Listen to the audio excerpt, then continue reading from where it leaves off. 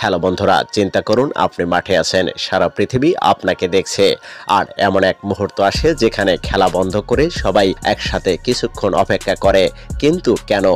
এই অসম্ভব দৃশ্যটি ঘটেছিল চ্যাম্পিয়ন্স লিগের কোয়ার্টার ফাইনালের এক উত্তেজনাপূর্ণ ম্যাচে, যেখানে শুধু একজন খেলোয়াড়ের জন্য খেলা থেমে যায়। তিনি হলেন লামিন ইয়ামাল, বার্সেলোনার একমাত্র মুসলিম খেলোয়াড়, যিনি রোজা রাখা অবস্থায় খেলছিলেন।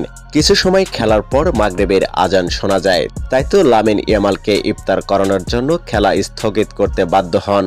চ্যাম্পিয়ন্স লিগের কোয়ার্টার ফাইনাল বার্সেলোনা বনাম বেনফিকা, একটি উত্তেজনাপূর্ণ ম্যাচ যেখানে প্রতিটি মুহূর্ত ছিল চ্যালেঞ্জের।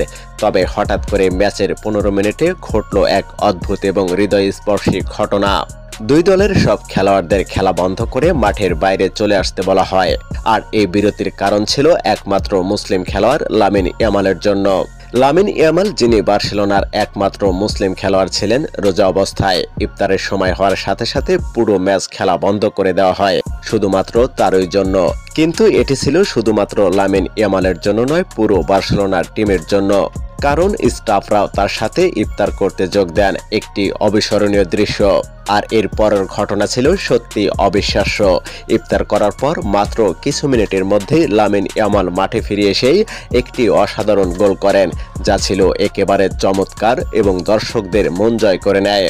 এই মুহূর্তটি শুধু খেলার নয়, এটি ছিল মানবিকতার, একসাথে থাকার এবং বিশ্বাসের জয়। এটি ইতিমধ্যেই সোশ্যাল মিডিয়ায় ভাইরাল হয়ে উঠেছে এবং সবার মধ্যে দারুণ আলোচনা হচ্ছে।